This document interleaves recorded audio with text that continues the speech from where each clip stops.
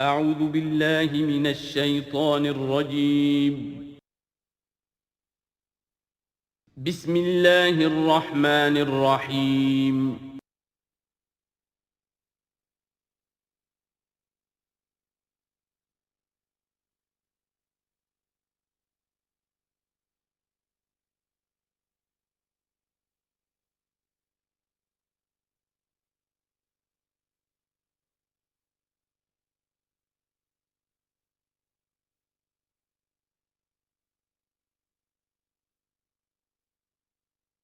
اما بعد فاعوذ باللہ من الشیطان الرجیم براءۃ من اللہ ورسولہ الی الذین عاہدتم من المشرکین فسیحوا فی الارض اربعۃ اشہر واعلموا انکم غیر معجز اللہ وان اللہ مخزی الکافرین صدق اللہ العظیم رب اشرح لی صدری ویسر لی امری واحلل عقدۃ من لسانی یفقہوا قولی اللہم ربنا الہمنا رشدنا واعذنا من شرور انفسنا اللہم ارنا الحق حقا وارزقنا اتباعہ وارنا الباطل باطلا وارزقنا اجتنابہ اللہم طہر قلوبنا من النفاق واعمالنا من الرياء آمین یا رب العالمین۔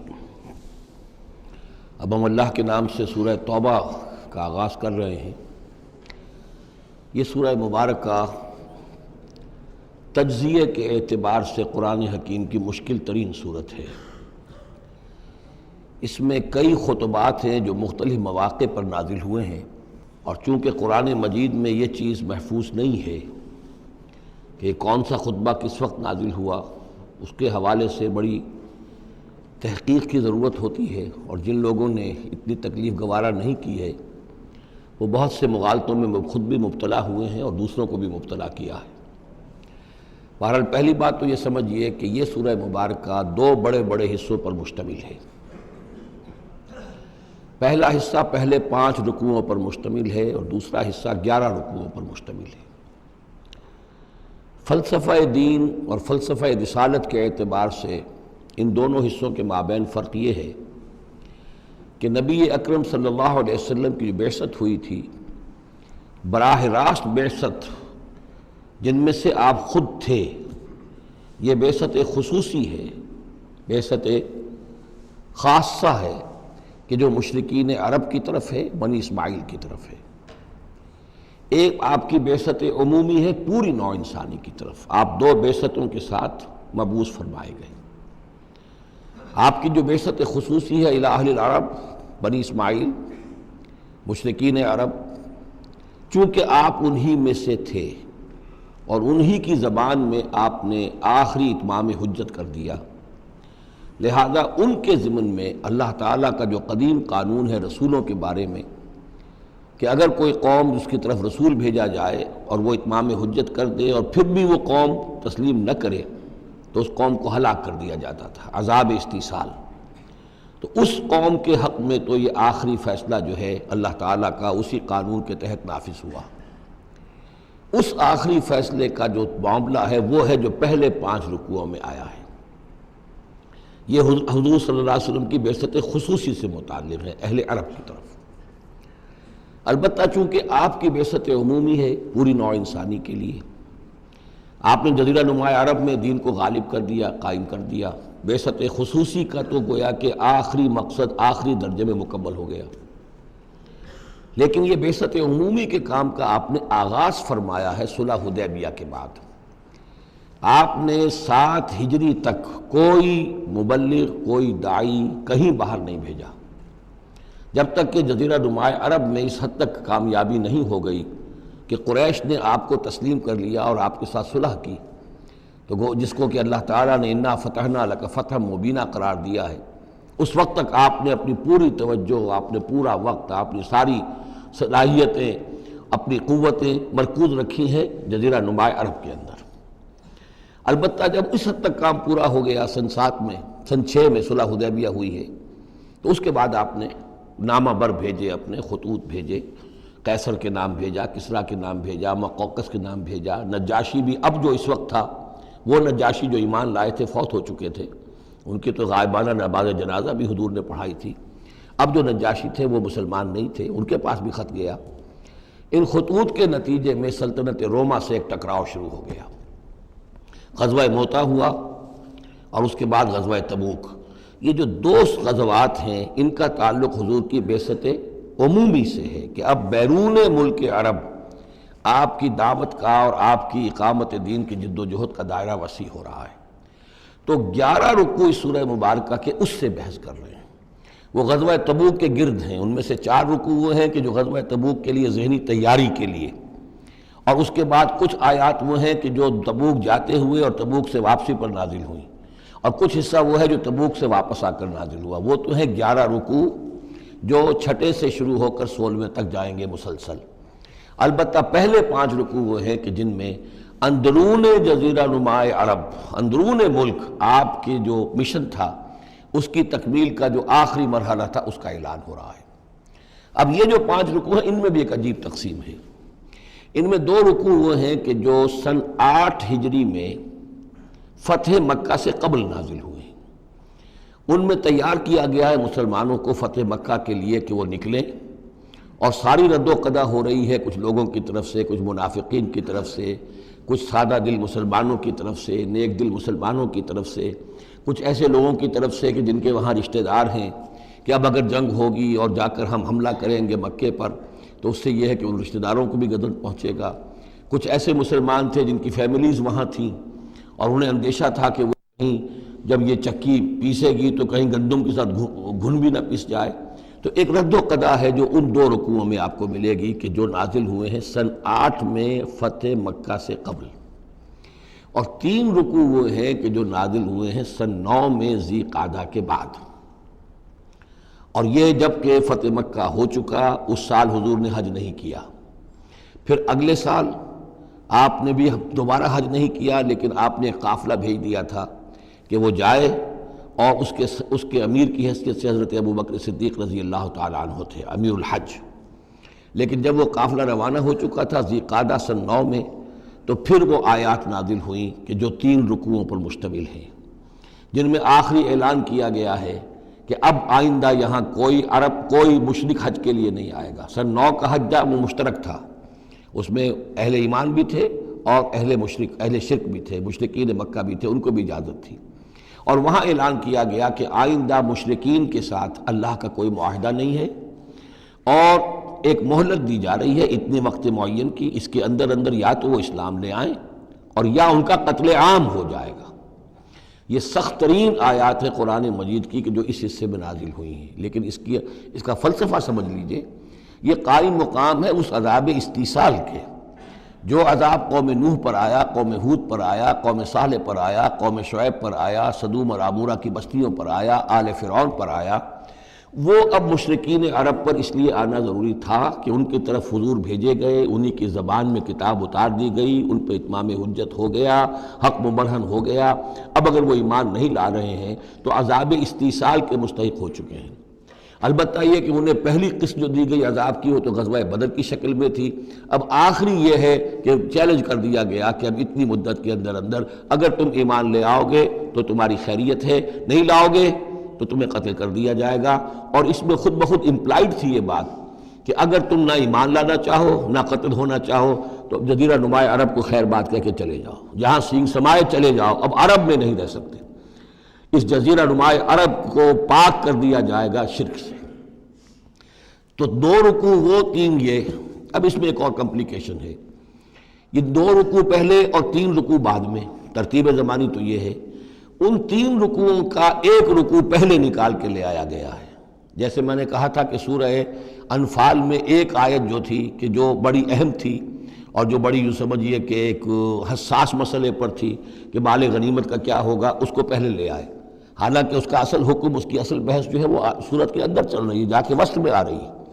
اسی طریقے سے قرآن کا اسلوب ہے کہ جو خاص بہت اہم شے تھی، اگرچہ وہ ان 3 رکوعوں سے متعلق ہے جو بعد میں نازل ہوئے ہیں، لیکن ان کو پہلے سب سے پہلے صورت میں رکھ دیا گیا ہے۔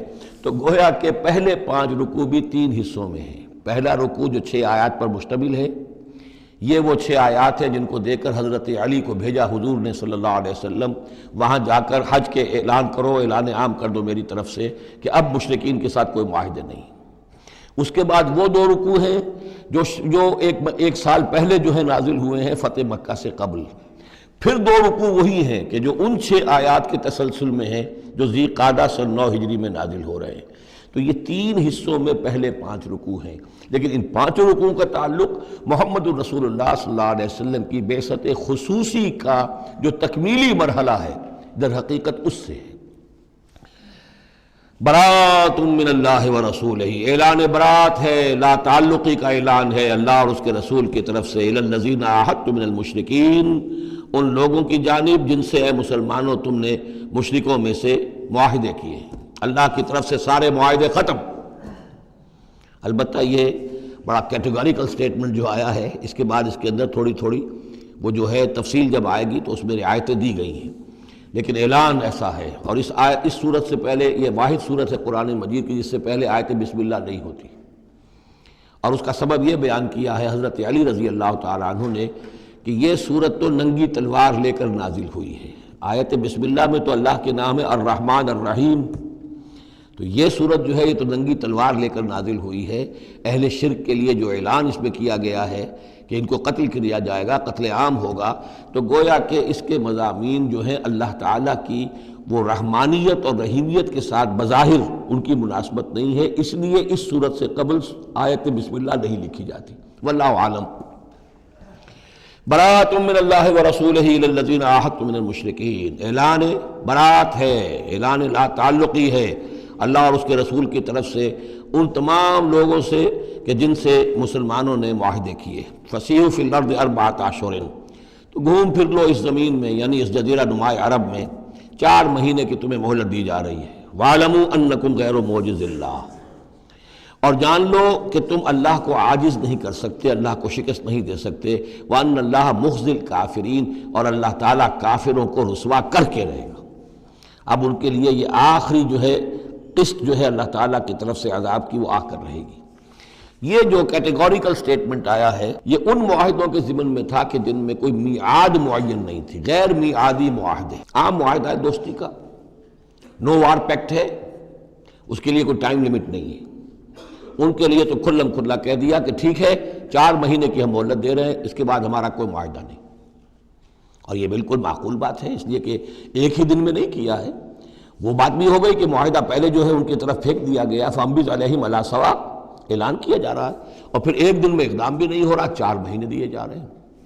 تو یہ ہے معاملہ ان کا جو معاہدے غیر میعادی تھے جن میں کوئی مدت معین نہیں تھی. وَأَذَانٌ مِّنَ اللَّهِ وَرَسُولِهِ إِلَى النَّاسِ يَوْمَ الْحَجِّ الْأَكْبَرِ، اور اعلان عام ہے اللہ اور اس کے رسول کی طرف سے لوگوں کی جانب حج اکبر کے دن. یوم الحج الاکبر، بڑے حج کے دن. بڑے حج سے مراد حج ہے. یہ ہمارے ہاں جو عام خیال ہے کہ جمعے کو حج ہو تو حج اکبر ہے، یہ بغیر کسی بنیاد کے ہے. اصل میں عمرہ جو ہے وہ حج اصغر ہے، اور جو حج ہے وہ حج اکبر ہے. عمرہ بھی ایک چھوٹا حج ہے، تو وہاں اکبر اور اصغر اس اعتبار سے ہوتے ہیں.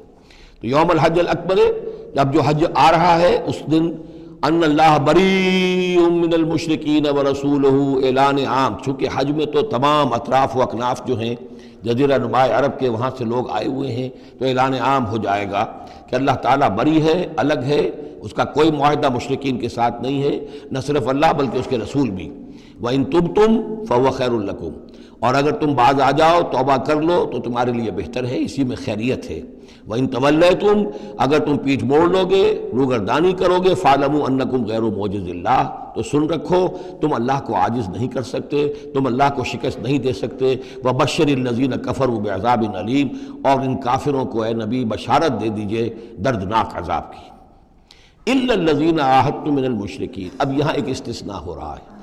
یہ ہیں جن کے ساتھ میعادی معاہدے تھے، 2 سال کا معاہدہ ہے، 1 سال کا معاہدہ ہے، 6 ماہ کا معاہدہ ہے، اس کو مستثنیٰ رکھا. غیر میعادی معاہدہ تھا، یہ اعلان کر دیا اور 4 مہینے کی مہلت دے دی. جو میعادی تھا اس کو فرمایا إِلَّا الَّذِينَ عَاهَدتُّم مِّنَ الْمُشْرِكِينَ، ہاں اس کے سوا وہ لوگ ہوں گے کہ جن سے تم نے مسلمانوں مشرکین میں سے جن سے معاہدے کیے، ثُمَّ لَمْ يَنْقُصُوكُمْ شَيْئًا، پھر انہوں نے کوئی کمی نہیں کی، کوئی شے جو ہے جو بھی شرائط تھی اس میں سے کسی میں کوئی کمی نہیں کی، وہ اپنے معاہدے کی شرائط کی پابندی کرتے رہے. وَلَمْ يُظَاهِرُوا عَلَيْكُمْ، اور نہ تم پر تمہارے دشمنوں کی کوئی مدد کی، احدن کسی کی بھی، فَأَتِمُّوا إِلَيْهِمْ عَهْدَهُمْ، تو ان کے لیے ان کی مدت مکمل کر دو، اِلَى مُدَّتِهِمْ، جو بھی مدت ہے، کسی کی 2 سال کی ہے، کسی کی 6 مہینے کی ہے، تو جو میعادی معاہدہ ہے اس کی بشرطے کہ ان کی طرف سے کوئی خلاف ورزی نہ ہوئی ہو تو ان کی مدت جو ہے وہ پوری کر دو۔ ان اللہ یحب المتقین، یقیناً اللہ تعالیٰ تقوی والوں کو پسند کرتا ہے۔ فَإِذَا انسَلَخَ الْأَشْهُرُ الْحُرُمُ، جب یہ مہینے جو رعایت کے مہینے ہیں، پناہ کے مہینے ہیں، یعنی 2 شکلیں ہو گئی، جیسے عورت کی جو عدت ہوتی ہے، فرض کیجئے کہ طلاق دی گئی تو ایک عدت تو یہ ہے کہ 3 ماہ جو ہے یا 3 حیض آ گئے، لیکن اگر حاملہ ہے تو وضع حمل تک وہ عدت رہے گی۔ اسی طریقے سے جن لوگوں کا کوئی میعاد مقرر نہیں تھی ان کے لیے 4 مہینے مقرر کر کے اور ان کے معاہدوں کا اعلان کر دیا۔ جن کی میعاد مقرر تھی کہا کہ جیسے ہی میعاد ختم ہوگی پھر معاہدہ نہیں ہوگا، اب یہ رینیو نہیں ہوگا، لیکن یہ کہ اس مدت کی تکمیل کر دی جائے گی۔ فَإِذَا انسَلَخَ الْأَشْهُرُ الْحُرُمُ، اور جب یہ محترم مہینے سمجھ لیجئے، اس لیے کہ اب یہ ان کے لیے جو امان کے مہینے ہیں جو تمہیں دے دیے گئے ہیں، جب یہ ختم ہو جائیں گے، فَاقْتُلُوا الْمُشْرِكِينَ حَيْثُ وَجَدتُّمُوهُمْ، تو قتل کرو ان مشرکوں کو جہاں پاؤ۔ یہ سخت ترین الفاظ ہیں۔ وَخُذُوهُمْ، پکڑو ان کو، وَاحْصُرُوهُمْ، گھیراؤ کرو ان کا، وَاقْعُدُوا لَهُمْ كُلَّ مَرْصَدٍ، اور ہر جگہ گھات لگا کر بیٹھو ان کو پکڑنے کے لیے۔ یہ آخری ہے جو گویا کہ ان کی رسوائی، اب ظاہر بات ہے یہ آیات پڑھ کر سنائی گئی، مشرکین موجود تھے، اس سے بڑی رسوائی اور کیا ہوگی؟ کس انداز میں اب انہیں چیلنج کیا جا رہا ہے؟ یہ رسوائی، واللہ مخزی الکافرین، اللہ ان کافروں کو رسوا کر کے رہے گا۔ حضرت علی کو بھیجا گیا اس لیے کہ قافلہ روانہ ہو چکا تھا، پھر یہ آیتیں اتری ہیں 6، تو ان آیتوں کو دے کر حضور نے بھیجا کہ علی جاؤ اور میرے نمائندے کی حیثیت سے حج کے اجتماع میں تم اعلان کرو، اس لیے کہ عرب کا رواج یہ تھا کہ کسی بڑی شخصیت کی طرف سے اتنا بڑا اعلان وہ کوئی اس کا قریبی عزیز کر سکتا تھا۔ تو وہ قافلہ حج جو ہے کہیں پڑاؤ پر تھا، درمیان میں حضرت علی پہنچے، امیر تھے حضرت ابوبکر رضی اللہ تعالی عنہ، تو جب حضرت علی وہاں پہنچے ہیں تو پہلا سوال کیا حضرت ابوبکر نے، امیر او مامور، آپ امیر بنا کر بھیجے گئے یا مامور؟ اگر تو مجھے معذور کر کے آپ کو امیر بنا کر بھیجا ہے حضور نے تو آپ یہاں بیٹھیے، میں ادھر بیٹھوں گا، لیکن اٹ مسٹ بی نون ہو از ہو، اور اگر آپ مامور ہیں میں ہی امیر ہوں تب بھی ٹھیک ہے، لیکن معلوم ہونا چاہیے۔ یہ نظم کا معاملہ ہے دین کے اندر، جماعتی زندگی، اور مسلمانوں کا حال یہ ہو گیا کہ سب سے زیادہ غیر منظم قوم دنیا میں مسلمانوں کی۔ یہاں یہ کہ آتے ہی پہلی بات یہ ہو رہی ہے امیرون اور مامورون، بات طے ہو جانی چاہیے، آپ امیر ہو کر آئے ہیں تو میں چارج دیتا ہوں آپ کو، اور مامور ہے تو مجھے معلوم ہونا چاہیے۔ ان کا مامورون، میں مامور ہی بنا کے بھیجا گیا ہوں، امیر الحج آپ ہی ہیں، البتہ ان آیات کا اعلان میں کروں گا حضور کی طرف سے حج کے اجتماع میں، اس میں یہ اعلان ہو رہا ہے۔ فَإِذَا انسَلَخَ الْأَشْهُرُ الْحُرُمُ فَاقْتُلُوا الْمُشْرِكِينَ حَيْثُ وَجَدتُّمُوهُمْ وَخُذُوهُمْ وَاحْصُرُوهُمْ وَاقْعُدُوا لَهُمْ كُلَّ مَرْصَدٍ فَإِن تَابُوا وَأَقَامُوا الصَّلَاةَ وَآتَوُا الزَّكَاةَ، پھر اگر وہ توبہ کریں، نماز قائم کریں، زکوٰۃ ادا کریں، فَخَلُّوا سَبِيلَهُمْ، تو ان کا راستہ چھوڑ دو، کھول دو، مسلمان ہو گئے۔ ان اللہ غفور الرحیم، یقیناً اللہ غفور الرحیم ہے۔ وَإِنْ أَحَدٌ مِّنَ الْمُشْرِكِينَ اسْتَجَارَكَ، اور اگر مشرکین میں سے کوئی شخص آپ سے پناہ طلب کرے، حتیٰ یسمع کلام اللہ، اتنا بڑا ہمیں الٹیمیٹم دے دیا گیا ہے، بہت سے لوگ ہوں گے ابھی تک انہوں نے توجہ کی ہی نہیں، سوچا ہی نہیں محمد کیا کہہ رہے ہیں، کیا دعوت ہے۔ اب یہ کہ تمام جزیرہ نماء عرب کے لوگوں کو اتنا بڑا الٹیمیٹم آ گیا ہے تو وہ سنجیدگی سے سوچنے پہ مجبور ہوئے کہ یہ کیا بات ہے، کیا دعوت ہے جس کے لیے ہمیں یہ الٹیمیٹم دے دیا گیا۔ تو اگر ان میں سے کوئی آپ سے امن مانگے، امان مانگے، پناہ طلب کرے تاکہ وہ آپ کے پاس آ کر اللہ کا کلام سنے، حتیٰ یسمع کلام اللہ، یہ آیت میں نے کوٹ کی تھی تعارف قرآن میں کہ قرآن اللہ کا کلام ہے، وہ اس حوالے سے حتیٰ یسمع کلام اللہ، یہاں تک کہ وہ آپ کے پاس آئیں، اللہ کا کلام سنیں، ثم ابلغہ مامنا، پھر انہیں ان کی امن کی جگہ پر پہنچا دیں۔ یہ نہ ہو کہ وہیں کہہ گیا اب کرو فیصلہ، اسلام قبول کرتے ہو کہ نہیں کرتے، ورنہ تمہاری گردن اڑاتے ہیں، نہیں، وہ امان لے کر آیا تھا، کلام اللہ سننا چاہتا تھا، اب فیصلہ وہ جو بھی کرے لیکن اس کو جا کر اپنے گھر اس کے امن کی جگہ تک پہنچا دو۔ ثم ابلغہ مامنا ذالک بانہم قوم لا یعلمون، اور یہ اس لیے کہ یہ لوگ ہیں کہ جو علم نہیں رکھتے، انہیں پتہ ہی نہیں ہے، یہ ابھی تک غافل ہی رہے، انہوں نے سنجیدگی سے سوچا ہی نہیں ہے کہ یہ دعوت کیا ہے۔ یہ 6 آیات جو ہیں ان کا سلسلہ اب جڑے گا چوتھے رکوع کے ساتھ جا کر۔ اب جو دوسرا رکوع اور تیسرا رکوع آ رہے ہیں یہ ہے کہ جو سن 8 ہجری میں فتح مکہ سے قبل نازل ہوئے، اور اس میں مسلمانوں کو آمادہ کیا جا رہا ہے قریش کے خلاف جنگ کرنے کے لیے۔ اگرچہ جنگ بالفعل نہیں ہوئی، لیکن کیا معلوم تھا، ممکن ہے خون ریزی ہو جائے، ممکن ہے مکے کی گلیاں جو ہیں وہ خون کی ندیاں جو ہیں اس میں بہنے لگے، سارے اندیشے تھے۔ وہ تو جو ہو گیا وہ تو بعد میں معلوم ہوا کہ کیا ہوا ہے، لیکن بہرحال اس میں جو ریلیکٹنس تھی، کچھ لوگوں میں بربنائے منافقت، کچھ لوگوں میں بربنائے شرافت اور ایک سادہ لوحی، کچھ لوگوں میں اس وجہ سے کہ ان کے اعزاء اور اقربا وہاں تھے اور انہیں اندیشہ یہ تھا کہ کہیں وہ گیہوں کے ساتھ وہ گھن بھی نہ پس جائے۔ کیف یکون للمشرکین عہد عند اللہ وعند رسولہ، اصل میں یوں ذہن میں رکھیے کہ جو صلح حدیبیہ ہوئی تھی اس کو خود قریش کے حلیف قبیلے نے توڑ دیا، اور اب حضور صلی اللہ علیہ وسلم سے سیرت میں آپ نے پڑھا ہی ہوگا کہ ابو سفیان جو سردار ہیں مکے کے، وہ آئے ہیں چل کر یہ درخواست لے کر کہ حضور اس صلح کی تجدید کر دیجئے۔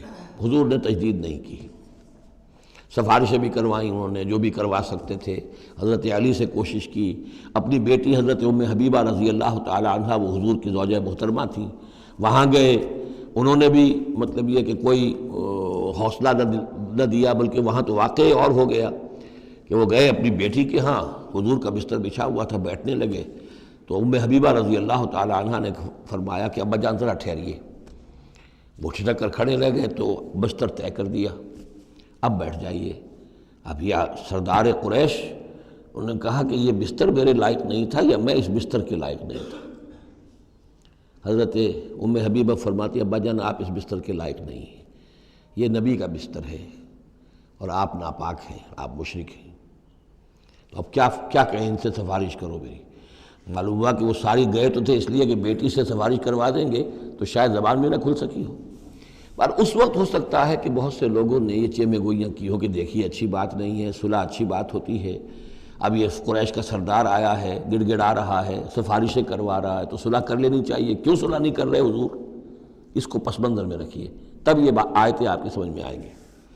کیف یکون للمشرکین عہد عند اللہ، کیسے ہو سکتا ہے مشرکین کے لیے کوئی عہد اللہ کے نزدیک، وعند رسولہ اور اس کے رسول کے نزدیک، الا الذین عاہدتم من المسجد الحرام، سوائے ان کے کہ جن کے ساتھ تم نے معاہدہ کیا تھا مسجد حرام کے پاس، صلح حدیبیہ، فما استقاموا لکم فاستقیموا لہم، تو جب تک وہ اس پر قائم رہے، سیدھے رہے تمہارے لیے، تم بھی قائم رہو، سیدھے رہو، ان اللہ یحب المتقین، لیکن اللہ تعالیٰ متقیوں کو پسند کرتا ہے۔ یعنی جب تک انہوں نے نہیں توڑا تھا معاہدہ، ہم نے بھی پیروی کی، ہم نے اس کی پوری جو ہے پوری پابندی کی، لیکن یہ کہ اب جب کہ ان کی طرف سے یہ توڑا جا چکا ہے تو اب کوئی دباؤ نہیں ہے، کوئی اخلاقی اصول نہیں ہے کہ لازماً معاہدے کی تجدید کی جائے، اب صورتحال کو دیکھنا ہے۔ حضور کو پورا اندازہ ہو چکا تھا کہ اب ان مشرکین میں اتنا دم نہیں ہے کہ وہ مقابلہ کر سکیں، تو معاہدے کا مطلب کیا ہوتا کہ کفر اور شرک کو ایک فریش لیز آف ایگزسٹنس دے دیا جائے، 10 سال کے لیے اگر معاہدہ کریں، 10 سال کے لیے کفر جو ہے ڈنکا بجائے گا، تو حضور کو پورا اندازہ تھا، اس لیے آپ نے تجدید نہیں کی۔ کیف وَإِن يَظْهَرُوا عَلَيْكُمْ، کیسے جبکہ اگر وہ تم پر کہیں قابو پا لیں، غالب آ جائیں، لا يرقبوا منکم الا ولا ذمہ، تو ہرگز لحاظ نہیں کریں گے نہ تمہاری قرابت کا نہ عہد کا، ان کے ہاں تو نہ قرابت کے کوئی معنی ہے نہ معاہدے کے کوئی معنی ہے، معاہدہ جب بھی چاہا توڑ دیا، قرابت داری کے خلاف کیا۔ یرضونکم بافواہہم، اب وہ جو آئے ہیں صلح کی تجدید کرنے کے لیے اور چاپلوسی کر رہے ہیں، وہ چاہتے ہیں کہ تمہیں راضی کر لیں اپنے منہ سے، وتابا قلوبہم، اب بھی ان کے دل انکاری ہیں، دل اب بھی نہیں مان رہے، واکثرہم فاسقون، اور ان کی اکثریت فاسقین پر مشتمل ہے۔ اشتروا بآیات اللہ ثمنا قلیلا، یہ وہی لوگ ہیں جنہوں نے اللہ کی آیات کو فروخت کیا ہے حقیر سی قیمت کے عوض، اپنی چودراہٹیں، اپنی سیادتیں، حق کو پہچاننے کے باوجود محمد رسول اللہ 13 برس تک ان کے ہاں 12 برس تک دعوت دیتے رہے، انہوں نے قرآن مجید کو رد کیا، فصدوا عن سبیلہ، لوگوں کو روکتے رہے، خود بھی رکے رہے اللہ کے راستے سے، انہم ساء ما کانوا یعملون، بہت ہی برا ہے ان کا عمل جو رہا ہے۔ لا یرقبون فی مومن الا ولا ذمہ، دوبارہ یہ کسی مومن کے حق میں نہ قرابت کا کوئی لحاظ کرتے ہیں نہ کسی عہد اور معاہدے کا کرتے ہیں، وَأُولَٰئِکَ هُمُ الْمُعْتَدُونَ، اور حقیقت میں یہی لوگ ہیں جو حد سے زیادہ تجاوز کرنے والے ہیں۔ فَإِن تَابُوا وَأَقَامُوا الصَّلَاةَ وَآتَوُا الزَّكَاةَ، پھر بھی اللہ نے راستہ کھلا رکھا ہوا ہے، اب بھی کھلی بات ہے کہ اگر وہ توبہ کریں اور نماز قائم کریں اور زکوٰۃ دیں فاخوانکم فی الدین، تو وہ تمہارے دینی بھائی ہیں۔ ونفصل الآیات لقوم یعلمون، اور ہم اپنی آیات کی تفصیل بیان کر رہے ہیں ان لوگوں کے لیے جو علم رکھتے ہیں، جو علم حاصل کرنا چاہیں۔ وَإِن نَكَثُوا أَيْمَانَهُمْ مِن بَعْدِ عَهْدِهِمْ، اور اگر انہوں نے توڑ دیا ہے اپنی اس قسم کو اور معاہدے کو اس کے باندھنے کے بعد، وَطَعَنُوا فِي دِينِكُمْ، اور جب کہ وہ انہوں نے عیب لگایا ہے تمہارے دین کے معاملے میں، فَقَاتِلُوا أَئِمَّةَ الْكُفْرِ، تو اب جنگ کرو ان کفر کے اماموں سے۔ یہ ہے الفاظ جو بہت نوٹ کرنے کے۔ ائمۃ الکفر کون تھے جزیرہ نما عرب میں؟ کافر تو سب تھے، مشرک سب تھے۔ ائمۃ الکفر، ائمۃ الشرک، یہ قریش تھے، متولی کعبے کے، بتوں کے مجاور، یہ سارا مرکز جو ہے شرک کا جو بنایا، اللہ کے گھر کو توحید کا مرکز تھا اسے شرک کا اڈا بنا دیا۔ یہ ہے امام۔ جب تک ان کو شکست نہ دی جائے تو ظاہر بات ہے کہ جزیرہ نما عرب پر دین کے غلبے کا تصور نہیں ہے۔ چاہے وہاں کوئی فارمل حکومت نہیں تھی، کوئی سلطنت نہیں تھی، کوئی ریاست نہیں تھی، کوئی جو ہے فارمل دارالخلافہ نہیں تھا، لیکن معنوی اعتبار سے یہ ام القریٰ، یہ مرکزی بستی ہے، یہ ہے اس پورے جزیرہ نما عرب کا صدر مقام ایک اعتبار سے۔ اور یہاں کے جو لوگ ہیں ائمۃ الکفر، ان کے ساتھ جنگ کرو۔ فقاتلوا ائمۃ الکفر، تو قتال کرو ان کفر کے اماموں سے۔ انہم لا ایمان لہم، ان کی کسی قسم کا کوئی پاس نہیں، ان کی کوئی قسمیں نہیں ہیں، کوئی اعتبار نہیں۔ لعلہم ینتہون، شاید کہ وہ باز آ جائیں، یعنی سختی سے شاید باز آ جائیں۔ اے مسلمانوں، نرمی کے ساتھ وہ باز آنے والے نہیں ہیں۔ الا تقاتلون قوما نکثوا ایمانہم، کیا ہو گیا تمہیں؟ تم جنگ نہیں کرنا چاہتے ایسی قوم سے جنہوں نے اپنے عہد کو توڑا؟ معاہدہ انہوں نے توڑا ہے، مسلمانوں نے تو نہیں توڑا، نہ مسلمانوں کے حلیف قبیلے نے توڑا، انہوں نے وعدہ جو کیا تھا اس کو توڑا ہے۔ تو کیا ہو گیا تمہیں؟ شرافت کی وجہ سے یا بزدلی کی وجہ سے یا منافقت کی وجہ سے یا اور کسی سبب سے تم ان سے جنگ نہیں کرنا چاہتے؟ الا تقاتلون، کیا تم قتال نہیں کرنا چاہتے قوماً اس قوم سے نکثوا ایمانہم، جنہوں نے اپنی قسمیں توڑی، وہموا باخراج الرسول، یہی تو ہے کہ جنہوں نے رسول کو مکے سے نکلنے پر مجبور کیا، وہم بدؤکم اول مرہ، اور انہوں نے ہی آغاز کیا تھا۔ ظاہر بات ہے کہ کتنا مسلمانوں کو ستایا تھا مکے میں، مسلمانوں میں سے بعضوں کو شہید کیا تھا مکے میں، کتنوں کو تکلیفیں دی تھی، ٹارچر کیا تھا، پرسیکیوٹ کیا تھا، انہوں نے کیا پہلی مرتبہ۔ اتخشونہم، اب دیکھیے یہ ہے وہ سرچنگ کوسچن، اے مسلمانوں کیا ان سے ڈر رہے ہو؟ یہ کوئی بزدلی ہے جو تم پر طاری ہو گئی ہے؟ قریش کے خلاف اقدام سے گھبرا رہے ہو؟ اتخشونہم فاللہ احق ان تخشوہ ان کنتم مؤمنین، تو اگر تم مومن ہو تو اللہ زیادہ حقدار ہے کہ تم اس سے ڈرو۔ اب یہ اس کا حکم ہے، تمہیں اقدام آخری کرنا ہے۔ قاتلوہم، کرو جنگ ان سے، یعذبہم اللہ بایدیکم، اللہ تعالیٰ عذاب دے گا انہیں تمہارے ہاتھوں، ویخزہم، اور ان کو رسوا کرے گا، وینصرکم علیہم، اور تمہاری مدد کرے گا ان کے خلاف، ویشف صدور قوم مومنین، اور اہل ایمان کے سینوں کو کی جلن کو دور کر دے گا، ٹھنڈک عطا فرمائے گا۔ یعنی اب بھی مکے میں ایسے لوگ تھے کہ جن پر ٹارچر ہو رہا تھا، وہ جو ضعیف تھے، جو نہیں کر سکتے تھے، سفر نہیں کر سکتے تھے، یا خواتین تھیں، تو ان کے اوپر جو بھی ظلم ہو رہے تھے، تو جب ان لوگوں کی اب درگت بنے گی تو ان کے بھی دلوں کو کچھ ٹھنڈک ملے گی، اور ان کو بھی کچھ نہ کچھ ان کے احساسات جو ہیں اس کے اندر کچھ سکون ہوگا۔ وَيُذْهِبْ غَيْظَ قُلُوبِهِمْ، ان کے دلوں میں جو غصہ بھرا ہوا، غم بھرا ہوا، اللہ تعالیٰ اسے نکالے گا۔ وَيَتُوبُ اللَّهُ عَلَىٰ مَن يَشَاءُ، اور اللہ تعالیٰ توبہ نصیب کر دے گا جس کو چاہے گا توبہ کی توفیق دے دے گا۔ وَاللَّهُ عَلِيمٌ حَكِيمٌ، اور اللہ تعالیٰ علیم اور حکیم ہے۔ اب تیسری مرتبہ وہ آیت آ گئی ہے قرآن میں، ام حسبتم ان تترکوا، ام حسبتم ان تدخلوا الجنة ولما يأتكم مثل الذين خلوا من قبلكم مستهم البأساء والضراء وزلزلوا حتى يقول الرسول والذين معه متى نصر الله ألا إن نصر الله قريب۔ اسی طرح پھر یہ آیت ہے 214 سورہ بقرہ کی، 142 سورہ آل عمران کی، ام حسبتم ان تدخلوا الجنة، اب یہ تیسری مرتبہ ہے، ام حسبتم ان تترکوا، یہ آیت نمبر 16 ہے، 1 اور 6 کو بھی جمع کریں گے تو 7 بنے گا۔ ام حسبتم ان تترکوا، تم چھوڑ دیے جاؤ گے، ولما یعلم اللہ الذین جاہدوا منکم، ابھی تو اللہ نے دیکھا ہی نہیں کون ہے تم میں سے حقیقتاً جہاد کرنے والے، دوسری قوموں کے خلاف جہاد کرنا اور تھا، اب اپنی قوم کے خلاف جہاد کرنے کے لیے جانا، ظاہر بات ہے کہ اس کے اندر ایک اور اضافی امتحان ہے جو اللہ تمہارا لے لینا چاہتا ہے۔ وَلَمْ يَتَّخِذُوا مِن دُونِ اللَّهِ وَلَا رَسُولِهِ وَلَا الْمُؤْمِنِينَ وَلِيًّا، اور دیکھ لینا چاہتا ہے اللہ کہ کون ہیں وہ لوگ کہ جو اللہ کے سوا اور اس کے رسول کے سوا اور اہل ایمان کے سوا کسی کے ساتھ دلی تعلق، دلی محبت اور دلی رازداری کا کوئی تعلق نہیں رکھتے۔ یہ رشتے جب تک کٹیں گے نہیں ایمان کی تلوار سے، اس وقت تک تمہارا خلوص جو ہے اللہ کے ساتھ اور دین کے ساتھ وہ کیسے ثابت ہوگا؟ واللہ خبیر بما تعملون، اور جو کچھ تم کر رہے ہو اللہ اس سے باخبر ہے۔ ما کان للمشرکین ان یعمروا مساجد اللہ، ان مشرکوں کا تو یہ حق نہیں ہے کہ وہ آباد کریں اللہ کے گھروں کو۔ یہ مسجد ہے، اللہ کا گھر ہے، یہ بیت اللہ ہے، یہ مشرکین اس کے متولی بنے بیٹھے ہیں، ان کا کوئی حق نہیں ہے، یہ توحید کا مرکز ہے بیت اللہ۔ ما کان للمشرکین، نہیں ان کا یہ حق، ان یعمروا مساجد اللہ، یہ متولی بنے بیٹھے ہوئے ہیں اس کے، شاہدین علی انفسہم بالکفر، اپنے اوپر کفر کی گواہی دیتے ہوئے، یعنی اعلانیہ کافر ہیں، مشرک ہیں، اور پھر اس بیت اللہ کے متولی بنے ہوئے۔ اولئک حبطت اعمالہم، ان کے سارے اعمال حبط ہو گئے، یعنی حاجیوں کی خدمت کر دی، پانی پلا دیا، یہ کر دیا، وہ کر دیا، ان کی کوئی حیثیت اللہ کی نگاہ میں نہیں ہے۔ ان کے جو شرک ہے اور کفر ہے اس نے ان کے تمام اعمال حبط کر دیے۔ وفی النار ہم خالدون، اور آگ ہی میں وہ رہیں گے ہمیشہ ہمیشہ۔ انما یعمر مساجد اللہ من آمن باللہ والیوم الآخر، مسجدیں اللہ کی مسجدوں کو آباد کرنا تو ان کا حق ہے جو ایمان لائیں اللہ پر اور یوم آخر پر، واقام الصلاۃ، اور نماز قائم کریں، وآت الزکوٰۃ، اور زکوٰۃ ادا کریں، ولم یخش الا اللہ، اور نہ ڈرے کسی سے سوائے اللہ کے۔ فعسیٰ اولئک ان یکونوا من المہتدین، تو ایسے لوگ ہیں کہ جن کے بارے میں توقع ہے کہ وہ راہیاب ہوں گے اور منزل مراد تک پہنچ جائیں گے۔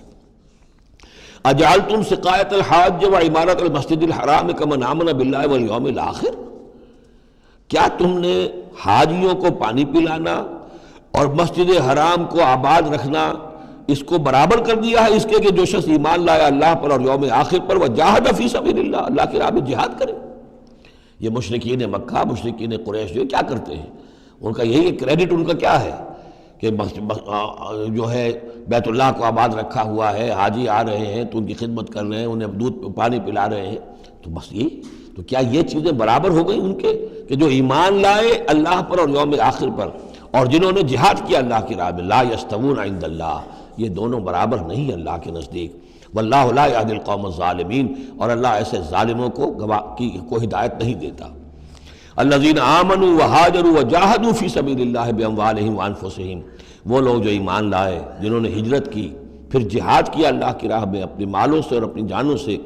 اعظم درجۃ عند اللہ، ان کا بہت بلند و بالا اور بہت عظیم رتبہ ہے اللہ کے نزدیک۔ واولئک هم الفائزون، اور حقیقت میں وہی ہیں کامیاب ہونے والے۔ یبشرہم ربہم برحمت منہ ورضوان، انہیں بشارت دیتا ہے ان کا رب اپنی رحمت، خاص اپنے خزانہ فضل سے رحمت کی، ورضوان، اور رضامندی کی، وجنات لہم فیہا نعیم مقیم، اور ان باغات کی کہ جن کے اندر بہت ہمیشہ رہنے والی نعمتیں ہوں گی، خالدین فیہا ابدا، جن میں وہ رہیں گے ہمیشہ ہمیش۔ ان اللہ عندہ اجر عظیم، یقیناً اللہ تعالیٰ ہی کے پاس بہت بڑا اجر ہے۔ یا ایھا الذین آمنوا لا تتخذوا آباءکم واخوانکم، اب چونکہ کچھ مسلمانوں کو جیسا کہ میں نے عرض کیا یہ ہوگا کہ آخر وہ ہمارے باپ ہیں، وہاں پہ بھائی ہیں، اب یہ جنگ ہوگی، چلیے ابھی تک امید تھی کہ وہ لوگ شاید ایمان لے آئیں تو ہمارے ساتھ ہو جائیں، ابھی تک وہ ایمان نہیں لائے ہیں، اب اگر ادھر سے چڑھائی ہوگی ہمیں جانا پڑے گا، اپنے ہاتھوں جو ہے وہ اپنے رشتہ داروں کو، اپنے بھائی بندوں کو قتل کرنا پڑے گا۔ یہ چیز جو رکاوٹ بن رہی تھی، تو ذرا اب اس کے اوپر ایک ضرب لگ رہی ہے ان دو آیتوں میں، اور قرآن مجید کی اہم ترین آیتوں میں سے اگلی آیت ہے جو آئے گی اس کے بعد، آیت نمبر 24۔ یا ایھا الذین آمنوا لا تتخذوا آباءکم واخوانکم اولیاء، اے اہل ایمان اپنے باپوں اور بھائیوں کو اپنے ولی اور دوست اور حمایتی مت سمجھو، مت بناؤ۔ ان استحبوا الکفر علی الایمان، اگر انہوں نے ایمان کے مقابلے میں کفر کو پسند کیا ہے، اگر اب بھی تمہارے دل میں ان کے لیے محبت ہے اور تمہارے دل میں وہ تعلق جو ہے موجود ہے، تو اس کا مطلب یہ ہے کہ پھر ایمان کے ساتھ رشتہ تمہارا مضبوط نہیں ہے، اللہ کے لیے غیرت نہیں ہے، دین کے لیے، توحید کے لیے غیرت نہیں ہے۔ یا ایھا الذین آمنوا لا تتخذوا آباءکم واخوانکم اولیاء ان استحبوا الکفر علی الایمان ومن یتولہم منکم، تو جو کوئی بھی ان کے ساتھ وہ ولایت کا تعلق رکھے گا، دوستی اور جو پشت پناہی کا، وہ فَأُولَٰئِكَ هُمُ الظَّالِمُونَ، تو خود وہ بھی پھر ظالموں میں شریک ہو جائیں گے۔ اب وہ آیت آ رہی ہے، خاصی طویل آیت ہے اور یہ بہت ہی اہم آیت ہے۔ قل، اے نبی ان سے کہہ دیجئے، ان کان آباؤکم وابناؤکم واخوانکم وازواجکم وعشیرتکم واموال اقترفتموها وتجارۃ تخشون کسادها ومساکن ترضونها احب الیکم من اللہ ورسولہ وجہاد فی سبیلہ فتربصوا حتی یاتی اللہ بامرہ واللہ لا یہدی القوم الفاسقین۔ اے نبی ان سے کہہ دیجئے، اگر ہوں تمہیں تمہارے باپ اور تمہارے بیٹے اور تمہارے بھائی اور تمہاری بیویاں یا بیویوں کے لیے شوہر اور تمہاری برادری رشتہ دار، اور وہ مال جو تم نے بہت محنت سے کمائے ہیں، جمع کیے ہیں، وہ تجارت جس کے مندے کا تمہیں خطرہ رہتا ہے، ڈرتے رہتے ہو، اور وہ حویلیاں اور وہ محل جو تم نے بنائے ہیں تمہیں بہت پسند ہیں، مساکن ترضونہا، اگر یہ 8 چیزیں محبوب تر ہیں، احب الیکم، ان 8 کی محبت زیادہ ہے تمہارے دلوں میں، من اللہ ورسولہ وجہاد فی سبیلہ، اللہ کی محبت، رسول کی محبت، اللہ کی راہ میں جہاد کی محبت، اگر یہ 3 محبتیں کم ہیں، وہ زیادہ ہیں، فتربصوا، تو جاؤ انتظار کرو، دفع ہو جاؤ، فتربصوا، جاؤ انتظار کرو، حتی یاتی اللہ بامرہ، یہاں تک کہ اللہ اپنا فیصلہ سنا دے، واللہ لا یہدی القوم الفاسقین، اللہ ایسے فاسقوں کو راہیاب نہیں کرتا۔ بہت سخت آیت ہے، بہت اہم آیت ہے، بڑی کیٹیگوریکل ہے۔ ہر شخص اپنے باطن میں ایک ترازو نصب کرے، اپنے باطن میں، کسی اور کو نہ ناپیے تولیے، یہ اپنے آپ کو تولیے۔ بل الانسان علی نفسہ بصیرہ، انسان اپنے آپ سے خوب واقف ہے۔ ایک میں ڈالیے پلڑے کے اندر یہ 8 محبتیں، باپوں کی محبت، بیٹوں کی، بھائیوں کی، بیویوں کی، یا شوہروں کی، اسپاؤسز کی، یا اس کے بعد رشتہ داروں کی، اور 3 شکلیں ہیں مال کی، وہ مال جو جمع کیا ہے، اور وہ تجارت جو بڑی محنت سے جمائی ہے، اس کا مندے کا اندیشہ رہتا ہے، اور وہ گھر بنائے ہیں، محل بنائے ہیں، کوٹھیاں بنائی ہیں، ولاز بنائے ہیں، بڑے ان کو سجایا ہے، ڈیکوریٹ کیا ہے۔ اگر ان 8 چیزوں کی محبت تمہارے دل میں زیادہ ہے، اللہ کی محبت، اس کے رسول کی محبت، اللہ کی راہ میں جہاد کی محبت سے، یہاں یہ تیسری چیز ہے کانکریٹ۔ پہلی 2 تو آپ کہہ سکتے ہیں میرے دل میں بڑی محبت ہے، آپ کو کیا پتہ، ٹھیک ہے بھائی، ہو سکتا ہے ٹنوں محبت ہو اللہ کی آپ کے دل میں، اور رسول کا بھی عشق ہو سکتا ہے کہ ٹنوں ہو آپ کے دل میں، لیکن تیسری محبت تو نظر آ جائے گی، اللہ کی راہ میں جہاد کی محبت کتنی ہے۔ اگر یہ 3 محبتیں ہلکی ہیں، وہ پڑھنا بھاری ہے، فتربصوا حتی یاتی اللہ بامرہ، تو جاؤ انتظار کرو یہاں تک کہ اللہ اپنا فیصلہ سنا دے، اور اللہ ایسے فاسقوں کو، ایسے ناہنجاروں کو، ایسے سرکشوں کو اللہ تعالیٰ ہدایت نہیں دیتا۔ یہ سیلف اسیسمنٹ سکیم ہے، ہر شخص خود اپنا جائزہ لے، کہاں کھڑا ہے، اس کی allocation of time, allocation of energies, اپنی صلاحیتیں کہاں لگا رہا ہے، کہاں کھپا رہا ہے، کس کام میں لگا رہا ہے۔ اسی کو پھر علامہ اقبال نے ایک شعر میں جمع کر دیا ہے، یہ مال و دولت دنیا، یہ رشتہ و پیوند، بتان وہم و گما، لا الہ الا اللہ۔ مال و دولت دنیا کی 3 شکلیں، دولت جیسے بھی ہو، ایسٹس ہوں، بینک بیلنس ہو، سٹاکس ہوں، جو بھی ہو، یہ مال و دولت دنیا۔ نمبر 2 جائیداد ہے، نمبر 3 بزنس ہے یا کیریئر ہے، پروفیشن ہے، اور رشتہ و پیوند جو سب سے قریبی ہو سکتے ہیں، باپ، بیٹا، بھائی اور سپاؤس، اور جو بھی اور رشتہ دار ہیں۔ یہ مال و دولت دنیا، یہ رشتہ و پیوند، بتان وہم و گما، یہ صرف بت ہیں، ہمارے اپنے وہم کے، توہم کے، ان کی کوئی حقیقت نہیں ہے۔ بتان وہم و گما، لا الہ الا اللہ۔ اگر لا الہ الا اللہ کی شمشیر سے ان بتوں کو آپ توڑ نہیں دیں گے، اور جب تک ٹھیک ہے، حق ہے ان کا، بیوی کا حق ہے، اولاد کا حق ہے، ان لنفسک علیک حقا، لیکن وہ تابع رہے، ان 3 چیزوں کے تابع رہے، تب تک ٹھیک ہے۔ اور اگر ان 3 چیزوں سے وہ اوپر چلا گیا، کوئی بھی ایک بھی، تو بس وہ توحید ختم ہے، اب وہ شرک ہے۔ لقد نصرکم اللہ فی مواطن کثیرۃ ویوم حنین، اور اے مسلمانوں تمہاری اللہ نے مدد کی بہت سے مواقع پر، اور خاص طور پر یوم حنین۔ اب ظاہر بات ہے کہ یہ حصہ وہ ہے جو نازل ہو رہا ہے، جو کہ ہم کون سے رکوع میں پہنچ گئے؟ چوتھے رکوع میں پہنچ گئے، تو چوتھا اور پانچواں پھر وہ ہے جو ذی قعدہ سن 9 میں نازل ہو رہا ہے۔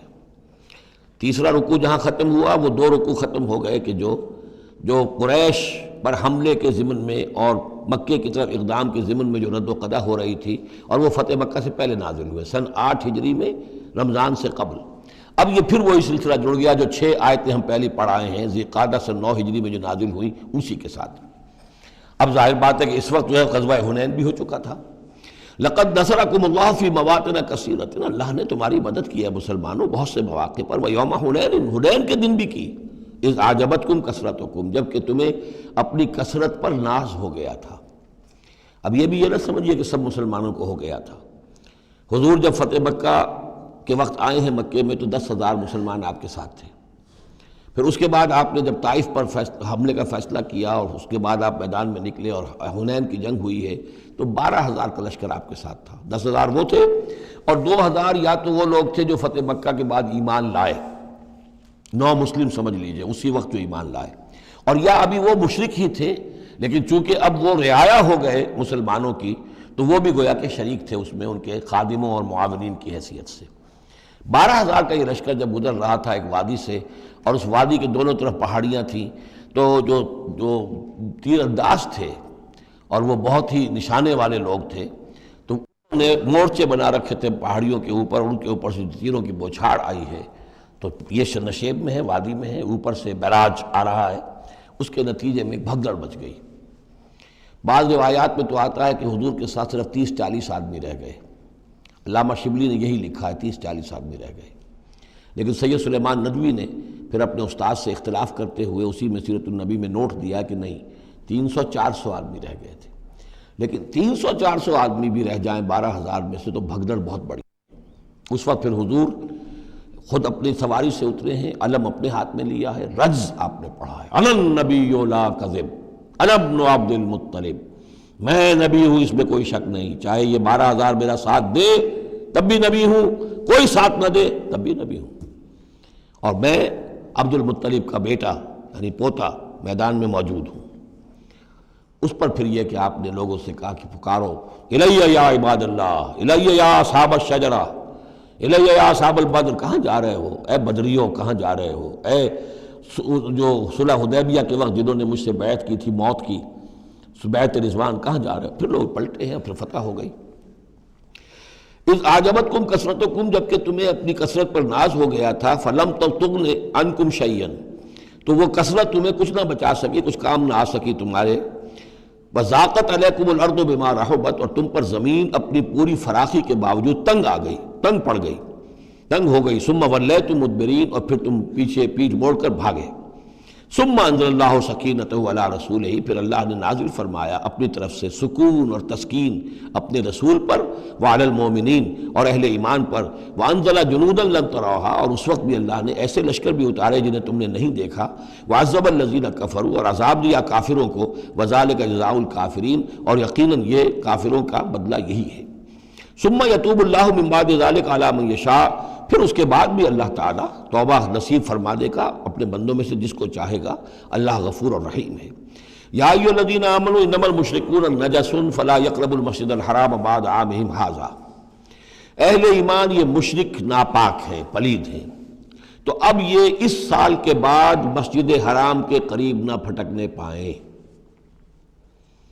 سن 9 کا حج جو ہے کھلا تھا مشرکین کے لیے بھی اور اہل ایمان بھی گئے، حضرت ابو بکر کی زیر امارت قافلہ حج مدینے سے گیا، حضور نہیں گئے، اسی میں اعلان یہ بھی کر دیا گیا اب آئندہ سال سے کوئی مشرک قریب نہیں آ سکے گا، نہ بیت اللہ کے، بیت الحرام کے، نہ حج کے لیے آ سکے گا۔ لا یقربوا المسجد الحرام بعد عامہم ھذا، اس سال کے بعد اب وہ قریب نہ پھٹکے مسجد حرام کے۔ وَإِنْ خِفْتُمْ عِلَّةً، اب اندازہ ہوا ہوگا کہ یہ تو آتے تھے لوگ تو ہماری آمدنی ہوتی تھی، حاجی آتے تھے، قربانیاں کرتے تھے، کچھ اور نذریں چڑھاتے تھے، چڑھاوے چڑھاتے تھے تو ہماری آمدنی ہوتی تھی۔ وَإِنْ خِفْتُمْ عِلَّةً، اگر تمہیں فقر کا اندیشہ ہو، فَسَوْفَ يُغْنِيكُمُ اللَّهُ مِنْ فَضْلِهِ، تو عنقریب اللہ تعالیٰ تمہیں غنی کر دے گا اپنے فضل سے، انشاء، اگر وہ چاہے گا۔ ان اللہ علیم الحکیم، یعنی اتنی آئیں گی غنیمتیں تمہارے پاس کہ تم سے سنبھالی نہیں جائیں گی، حضور کے انتقال کے بعد چند سال کے اندر اندر سلطنت فارس اور سلطنت روما اور وہاں سے جو سیلاب آیا ہے مال غنیمت کا، تو حضور نے تو یہی فرمایا تھا کہ اے مسلمانوں، اس دنیا سے جاتے ہوئے آپ نے فرمایا تھا کہ مجھے تم پر فقر کا اندیشہ نہیں ہے، مجھے تو اندیشہ اب یہ ہے کہ تم پر دولت کے انبار آ جائیں گے تمہارے قدموں میں، اور پھر تم اس دولت کی وجہ سے ایک دوسرے کی گردنیں مارو گے۔ ان اللہ علیم الحکیم قاتل الذین لا یؤمنون باللہ ولا بالیوم الآخر ولا یحرمون ما حرم اللہ ورسولہ ولا یدینون دین الحق من الذین اوتوا الکتاب حتی یعطوا الجزیۃ عن ید وہم صاغرون۔ یہ آیت بھی فلسفہ دین کے اعتبار سے بہت اہم ہے۔ جنگ کرو ان لوگوں سے جو نہ ایمان رکھتے ہیں اللہ پر نہ یوم آخر پر، جو حرام نہیں ٹھہراتے جس کو اللہ اور اس کے رسول نے حرام ٹھہرایا، اور نہ قبول کرتے ہیں دین حق کی تابع داری من الذین اوتوا الکتاب، ان لوگوں میں سے کہ جن کو کتاب دی گئی تھی، حتی یعطوا الجزیۃ عن ید وہم صاغرون، یہاں تک کہ وہ اپنے ہاتھ سے جزیہ پیش کرے اور چھوٹے ہو جائیں، نیچے رہے، تابع ہو جائیں۔ یہ فرق ہے جو کیا گیا ہے۔ مشرکین عرب کے لیے تو کوئی آپشن نہیں تھا، یا ایمان لاؤ یا گردن مار دی جائے گی، اس لیے کہ ان میں سے تھے حضور صلی اللہ علیہ وسلم، ان پر اتمام حجت بدرجہ آخر ہو گیا۔ لیکن یہ کہ باقی لوگوں کے لیے، نصارہ اور یہود کے لیے بھی، اور اسی کے تابع بقیہ پوری نوع انسانی ہے، تمام انسان، پھر فارس کے لوگ تھے یا ہندوستان کے لوگ تھے یا اور تھے، ان سب کے لیے قانون یہی رہا ہے۔ کسی کے لیے یہ چیلنج نہیں ہے کہ تم یا ایمان لاؤ یا قتل کر دیے جاؤ گے، اس کے بعد کسی کے لیے نہیں۔ یہ خاص وقت تھا اس قوم کے لیے اس عذاب کا کہ جس قوم نے ایک رسول کی دعوت کو رد کیا تھا۔ اب اس کے بعد کوئی رسول ہے بھی نہیں، موجود نہیں ہے، بنفس نفیس تو موجود نہیں ہے، معنوی طور پر ہے، وہ واقعتاً جو ہے مادی طور پر تو نہیں ہے۔ اس حوالے سے اب بقیہ پوری نوع انسانی کا معاملہ کیا ہے؟ ان کے سامنے یہ ہے کہ قتال ان سے بھی کیا جائے گا، جنگ ان سے بھی کی جائے گی، یہاں تک کہ وہ تابع ہو جائیں، اللہ کے دین کی بالادستی کو قبول کر لیں، لیکن اس کے نیچے وہ یہودی رہیں، وہ مجوسی رہیں، وہ ہندو رہیں، وہ سکھ رہیں، وہ پارسی رہیں، وہ جو بھی چاہے رہیں، انڈیویجول کو کسی کو اسلام لانے پہ مجبور نہیں کیا جائے گا، اور یہ نہیں ہوگا کہ گردن اڑا دی جائے گی یا اسلام لاؤ۔ وہ معاملہ تھا مشرکین عرب کے لیے۔ یہ جو زمین و آسمان کا فرق، اس کو اچھی طرح سمجھ لیجئے۔ یہی وجہ ہے کہ پھر جب دور صحابہ میں اور دور خلافت راشدہ میں فوجیں نکلی ہیں صحابہ کی، تو 3 آپشنز دیتے تھے وہ۔ ایمان لے آؤ، تم ہمارے برابر کے ہو جاؤ گے، تمہارے حقوق ہمارے حقوق برابر، ہم یہ بھی نہیں کہیں گے ہم سینئر ہیں تم جونیئر ہو، تمہارے حق کا برابر، بالکل برابر۔ اگر ایمان نہیں لاتے، تابع داری اختیار کرو، جزیہ دو، اور اسلامی ریاست کی بالادستی قبول کرو، پھر تم یہودی رہو، مجوسی رہو، عیسائی رہو، نصرانی رہو، جو چاہو رہو، ہندو رہو، بدھ مت کے رہو، جو چاہو رہو۔ اگر یہ بھی نہیں گوارا، گویا کہ تم باطل کے نظام کو قائم رکھنا چاہتے ہو، تو پھر تیسرا آلٹرنیٹو تلوار آئے گی، میرے اور ہمارے تمہارے درمیان فیصلہ کرے گی، آ جاؤ میدان جنگ میں۔ 3 آپشنز ان کے لیے، مشرکین عرب کے لیے بھی 3 آپشن بن گئے تھے 2 ہی، یا ایمان لاؤ یا قتل کر دیے جاؤ گے۔ تیسرا آپشن یہ تھا کہ جزیرہ نما عرب چھوڑ کر جہاں چاہو بھاگ جاؤ، یہاں نہیں رہ سکتے اب۔ لیکن یہ اس میں امپلائڈ تھا نہیں، کلیئر نہیں تھا، اسپیلٹ آؤٹ نہیں تھا۔ لیکن ان کے لیے یہ دوسرا آپشن تھا، قاتل الذین لا یؤمنون باللہ، قتال کرو ان سے جو ایمان نہیں رکھتے اللہ پر نہ یوم آخر پر، ولا یحرمون ما حرم اللہ ورسولہ، نہ حرام ٹھہراتے ہیں اور سمجھتے ہیں ان چیزوں کو جو اللہ اور اس کے رسول نے حرام کی ہیں، ولا یدینون دین الحق، اور نہ دین حق کو قبول کرنے کے لیے اور اس کی تابعداری کرنے کے لیے تیار ہیں، من الذین اوتوا الکتاب، اہل کتاب میں سے، ان سے بھی جنگ کرو، حتی یعطوا الجزیۃ عن ید، یہاں تک کہ وہ دیں جزیہ ہاتھ سے، وہم صاغرون، اور چھوٹے ہو کر رہے، اسلام کی بالادستی قبول کریں۔ وقالت الیہود عزیر ابن اللہ، اور یہودیوں نے یہ اعتقاد گھڑ لیا تھا کہ عزیر اللہ کے بیٹے ہیں۔ وقالت النصارى المسیح ابن اللہ، اور نصارہ نے یہ عقیدہ گھڑ لیا کہ مسیح اللہ کے بیٹے ہیں۔ ذالک قولہم بافواہہم، یہ ان کی منہ سے باتیں ہیں جو نکلی ہیں، ان کی کوئی حقیقت نہیں ہے۔ یظاہرون قول الذین کفروا من قبل، یہ ریس کر رہے ہیں، نقل کر رہے ہیں ان لوگوں کی باتوں کی کہ جو ان سے پہلے جنہوں نے کفر کیا تھا۔ یہ میں اشارہ کر چکا تھا کہ متھرائزم یہ ایک مذہب تھا پرانا، اور خاص طور پر مصر اس کا بہت بڑا مرکز تھا۔ تو جب یہ سینٹ پال نے جب تبلیغ شروع کی ہے عیسائیت کی، اور وہ وہاں سے پھر بات جو ہے آگے بڑھی ہے، اور جینٹائلز کے اندر بھی تبلیغ اس نے شروع کی، تو اس نے پھر اپنے مذہب میں ایسے اعتقادات شامل کر لیے کہ یہ جو دوسرے مذہب کے لوگ ہیں وہ آسانی سے ہمارے اس مذہب میں عیسائیت میں آ جائیں. تو جو تثلیث مصر میں پہلے سے موجود تھی اسی تثلیث کے نام بدل دیے. مصر میں تثلیث تھی God the father, Horus the son of God, and Isis the God mother. تو اللہ خدا اور ایک خدا کی ماں وہ جو آئسس دیوی یعنی اور خدا کا بیٹا. تو اللہ اور عیسیٰ اور مریم، یہ پہلی تثلیث تھی ابتدائی کی جو بنی ہے. God the father, Horus the son of God and Isis the God mother. تو انہوں نے ان کی نقالی کی ہے، اس نقالی میں انہوں نے یہ تثلیث ایجاد کر دی ہے. قاتلہم اللہ انا یوفکون، اللہ تعالیٰ انہیں قتل کرے، ہلاک کرے. یہ کہاں سے بچلائے گئے ہیں؟ اتخذوا احبارهم ورهبانهم اربابا من دون اللہ. دوسری جو سب سے بڑی گمراہی ہوئی عیسائیوں میں وہ یہ ہے کہ انہوں نے اپنے احبار اور رہبان کو بھی رب بنا لیا اللہ کے سوا. اب یہ جو ہے اس پر اعتراض کیا تھا، اعتراض نہیں سوال کیا تھا حضرت عدی ابن حاتم نے، جو مشہور ہیں حاتم طائی، بہت بڑے جو سخی تھے. وہ تو خیر فوت ہو چکے تھے حضور کی بعثت سے قبل اور وہ عیسائی تھے. ان کے بیٹے تھے یہ عدی ابن حاتم، یہ ایمان لے آئے. لیکن ایک روز انہوں نے حضور سے پھر یہ کہا کہ حضور یہ بات کچھ سمجھ میں نہیں آئی. قرآن کہتا ہے کہ ہم نے بحیثیت عیسائی اپنے احبار اور رہبان کو اپنا خدا بنا لیا، ارباب بنا لیا. تو ایسی بات تو نہیں ہے، تو اس کا مفہوم کیا ہے؟ تو آپ نے فرمایا کیا یہ صحیح نہیں ہے کہ جس شے کو وہ حلال کہہ دے تم حلال مان لیتے ہو، جس شے کو وہ حرام کہہ دے تم حرام مان لیتے ہو؟ کہ جی یہ تو ہے، تو یہی تو خدا بنا مان لینا ہے. یعنی قانون سازی کا حق اللہ کو حاصل ہے. یہاں پوپ صاحب کو پورا اختیار ہے، جو چاہے فیصلہ کر دے. تو 2000 سال تک تو حضرت مسیح کو سولی دینے کا الزام یہودیوں پر رہا. اب آ کر اچانک انہوں نے ایک ڈیکری، ایک فرمان کے ذریعے سے بری کر دیا. تاریخ کو بدل دیں، حرام کو حلال کر دیں، حلال کو حرام کر دیں. یہی ہمارے ہاں بھی ایک پوپ ہوتے ہیں. یہ جو ہمارے یہاں اسماعیلی ہیں ان کا جو امام حاضر ہے وہ معصوم ہے اور وہ جس چیز کو چاہے حلال کر دے، جس چیز کو چاہے حرام کر دے. انہوں نے بھی شریعت ساقط کی ہوئی ہے، اسماعیلیوں پر شریعت نہیں ہے.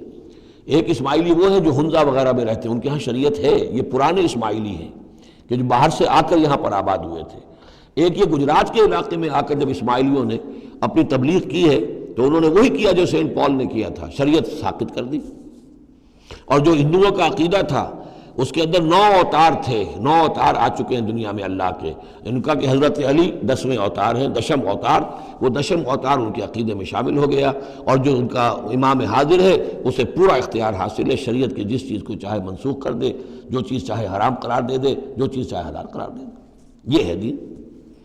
تو اتخذوا احبارهم ورهبانهم، تو یہ تو گویا کہ خدا ہی بنا لیا، یہ اختیار تو خدا ہی ہے. اربابا من دون اللہ، انہوں نے اللہ کے سوا ان کو بھی رب بنا لیا ہے. والمسیح ابن مریم، اور مسیح ابن مریم کو تو پوچھتے ہیں. وما امروا الا لیعبدوا الہا واحدا، انہیں نہیں حکم دیا گیا تھا مگر اس بات کا کہ وہ پوجے صرف ایک الہ کو. لا الہ الا ہوا، نہیں ہے کوئی معبود اس کے سوا. سبحانہ عما یشرکون، وہ پاک ہے اس سے کہ جو شرک یہ کر رہے ہیں. یریدون ان یطفئوا نور اللہ بافواہہم، یہ چاہتے ہیں کہ اللہ کے نور کو بجھا دیں اپنے منہ کی پھونکوں سے. وَيَأْبَى اللَّهُ إِلَّا أَن يُتِمَّ نُورَهُ وَلَوْ كَرِهَ الْكَافِرُونَ، اور اللہ کو ہرگز منظور نہیں ہے مگر یہ کہ وہ اپنے نور کا اتمام فرما کر رہے چاہے یہ کافروں کو کتنا ہی ناگوار ہو. هُوَ الَّذِي أَرْسَلَ رَسُولَهُ بِالْهُدَى وَدِينِ الْحَقِّ لِيُظْهِرَهُ عَلَى الدِّينِ كُلِّهِ، وہی تو ہے جس نے بھیجا ہے اپنے رسول کو صلی اللہ علیہ وسلم الہدا اور دین حق دے کر تاکہ غالب کرے اسے کل کے کل دین پر، کل نظام زندگی پر. وَلَوْ كَرِهَ الْمُشْرِكُونَ، خواہ یہ مشرکوں کو کتنا ہی ناگوار ہو. کیونکہ یہاں آ کر حضور کے مشن کے آخری درجے میں تکمیل ہو رہی ہے تو یہاں کلیئرلی اب اس کو انشیٹ کر دیا گیا. وہ جو میں نے عرض کیا تھا کہ ایک ہے رسالت کا بنیادی مقصد، تبشیر ہے، انذار ہے، تذکیر ہے، دعوت ہے، تبلیغ ہے. وما نرسل المرسلین الا مبشرین ومنذرین، وہ بنیادی مقصد بھی حضور کی بعثت کا ہے. لیکن حضور کا ایک امتیازی مقصد ہے، تکمیل رسالت کا جو مظہر ہے وہ ہے کہ دین کو غالب کرنا بالفعل. یہ جوڑا جو 2 آیتوں کا ہے یہ بالکل اسی ترتیب کے ساتھ یہ جوڑا سورہ صف میں بھی آیا ہے. دوسری آیت تو جو کہ تو ہے، ایک شوشے کا فرق نہیں. هو الذی ارسل رسولہ بالہدی ودین الحق لیظہرہ علی الدین کلہ ولو کرہ المشرکون. اس پر تو 24 صفحے کا میرا ایک مقالہ ہے جو لکھا ہوا ہے، جو میری کتاب ہے نبی اکرم صلی اللہ علیہ وسلم کا مقصد بعثت. صرف اس ایک آیت پر 24 صفحے کا مقالہ ہے.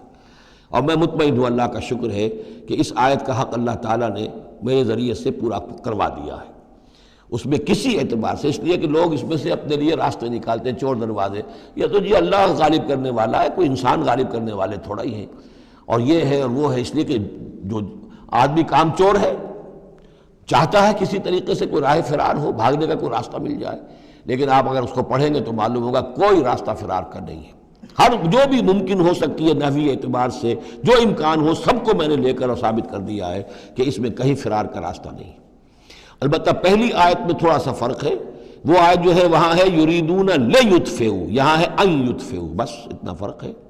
بافواہہم یریدون لیطفئوا نور اللہ بافواہہم، یریدون ان یطفئوا نور اللہ بافواہہم، وہاں ہے واللہ متم نورہ ولو کرہ الکافرون، یہاں ہے ویابی اللہ الا ان یتم نورہ ولو کرہ الکافرون۔ یہ تو چاہتے ہیں کہ اپنے منہ کی پھونکوں سے، جس کو کہ پھر مولانا ظفر علی خان نے خوب اس کی تعبیر کی ہے، نور خدا ہے کفر کی حرکت پہ خندہ زن، پھونکوں سے یہ چراغ بجھایا نہ جائے گا۔ تو یہ جو چاہتے ہیں کہ اپنی منہ کی پھونکوں سے، اور اس میں ایک طرح کا طنز ہے، یہودی چونکہ سامنے آ کر مقابلہ نہیں کر رہے تھے تو یہ ایسے تھا کہ منہ کی پھونکوں سے بجھانا چاہ رہے ہیں، صرف سازشیں ہیں ان کی، اور جو بھی یہ کر رہے ہیں کبھی سامنے آ کر انہوں نے جنگ نہیں کی۔ یریدون ان یطفئوا نور اللہ بافواہہم واللہ متم ویابی اللہ الا ان یتم نورہ ولو کرہ الکافرون هو الذی ارسل رسولہ بالہدی ودین الحق لیظہرہ علی الدین کلہ ولو کرہ المشرکون یا ایھا الذین آمنوا ان کثیرا من الاحبار والرہبان لَيَأْكُلُونَ أَمْوَالَ النَّاسِ بِالْبَاطِلِ وَيَصُدُّونَ عَنْ سَبِيلِ اللَّهِ وَالَّذِينَ يَكْنِزُونَ الذَّهَبَ وَالْفِضَّةَ وَلَا يُنْفِقُونَهَا فِي سَبِيلِ اللَّهِ فَبَشِّرْهُم بِعَذَابٍ أَلِيمٍ۔ یہ آیت بھی بہت اہم ہے، اس لیے کہ جو مسلمان امتوں کے اندر علماء اور احبار اور صوفیاء، یا آپ ایک لفظ استعمال کریں مذہبی پیشوا، جو بھی ایک طبقہ بن جاتا ہے، اگر ان میں دنیا کی محبت اور مال کی محبت آ جائے، ایک عام کاروباری آدمی ہے، دنیا کا کاروبار کرتا ہے، اب ظاہر بات ہے حلال ذریعے سے کما رہا ہے، اچھا کھائے اچھا پہنے، ٹھیک ہے، کوئی جائیداد بھی بناتا ہے، کوئی حرام کام نہیں ہے، اس کی اولاد کو منتقل ہو جائے گی، لیکن یہ کہ جو شخص دین کی خدمت میں لگا ہوا ہے، اب اسے فرض کیجئے کوئی ہدیہ دے رہا ہے، کوئی اس کو اگر فرض کیجئے تحفہ دے رہا ہے یا کسی طریقے سے، تو دین کے لیے دے رہا ہے۔ اگر یہ لوگ بھی اپنے پاس دولت جمع کریں، اگر یہ اپنی جائیدادیں بنائیں، تو یہ بدترین انسان ہے آسمان کی چھت کے نیچے کے۔ یہ سمجھ لیجیے اچھی بات، عام آدمی کے لیے قانون اور ہوگا۔ اس حدیث کو ذہن میں لے آئیے، حضور نے فرمایا یوشک ان یاتی علی الناس زمان، مجھے اندیشہ ہے لوگوں پر ایک وقت ایسا آ جائے گا، کیسا آ جائے گا؟ لا یبقی من الاسلام الا اسمہ، اسلام میں سے اس کے نام کے سوا کچھ نہیں بچے گا۔ ولا یبقی من القرآن الا رسمہ، قرآن میں سے اس کے رسم الخط کے سوا کچھ نہیں بچے گا۔ مساجدہم عامرۃ، ان کی مسجدیں آباد بہت ہوں گی، شاندار ہوں گی، وہی خراب من الہدیٰ، ہدایت سے خالی ہوں گی۔ وعلماؤہم شر الناس تحت عدیم السماء، اور ان کے علماء آسمان کی چھت کے نیچے کے بدترین انسان ہوں گے۔ من عندہم تخرج الفتنۃ وفیہم تعود، انہی میں سے فتنہ برآمد ہوگا، انہی میں گھس جائے گا۔ تو یا ایھا الذین آمنوا، اہل ایمان، ان کثیرا من الاحبار والرہبان، یقیناً بہت سے علماء اور درویش، لَيَأْكُلُونَ أَمْوَالَ النَّاسِ بِالْبَاطِلِ، وہ لوگوں کے مال ہڑپ کرتے ہیں باطل طریقے سے، وَيَصُدُّونَ عَنْ سَبِيلِ اللَّهِ، اور وہ روکتے ہیں لوگوں کو اللہ کے راستے سے، وَالَّذِينَ، اور کوئی نئی دعوت اٹھی ہے، کوئی اللہ کا بندہ جو ہے لوگوں کو دین کی طرف بلا رہا ہے، یہ اپنی مسندیں جب خطرے میں دیکھتے ہیں تو نہیں چاہیں گے کہ ہمارے عقیدت مند جو ہے وہ کسی بھی ایسی دعوت کی طرف رخ کریں اور متوجہ ہو جائیں۔ ان کی جائیدادیں بن رہی ہیں، بڑے بڑے ایسٹس بنا رہے ہیں، جب مرتے ہیں تو چھوڑ کر جائیدادیں جاتے ہیں، ان کی اولادوں کے پھر آپس میں مقدمے ہوتے ہیں، جھگڑے ہوتے ہیں۔ فرمایا والذین یکنزون الذھب والفضۃ، اور وہ لوگ کہ جو دفینے بناتے ہیں، جمع کرتے ہیں اپنے پاس سونا اور چاندی، ولا ينفقونها فی سبیل اللہ، اور وہ خرچ نہیں کرتے اس کو اللہ کی راہ میں، فبشرہم بعذاب علیم، تو ان کو بشارت دے دیجیے عذاب علیم کی، دردناک عذاب کی۔ یوم یحمى علیہا فی نار جہنم، جس دن کہ ان کو تپایا جائے گا ان چیزوں کو جہنم کی آگ میں، فتقویٰ بہا جباہہم، اور اسی سونے اور چاندی کو تپا تپا کر اس سے پھر داغے جائیں گے ان کے ماتھے بھی، وجنوبہم اور ان کے پہلو بھی، وظہورہم اور ان کی پیٹھیں بھی، ھذا ما کنزتم لانفسکم یہ ہے جو تم نے کنز کیا تھا اپنے لیے، جو دولت جمع کی تھی، جو خزانے بنائے تھے، فذوقوا ما کنتم تکنزون تو اب مزہ چکھو اس کا جو تم نے کنز بنایا تھا۔ اس آیت کے بارے میں بعض باتیں اور بھی ہیں، انشاءاللہ وہ پھر اگلے نشست میں بیان کروں گا۔ بارک اللہ لی ولکم فی القرآن العظیم ونفعنی وإیاکم بالآیات والذکر الحکیم۔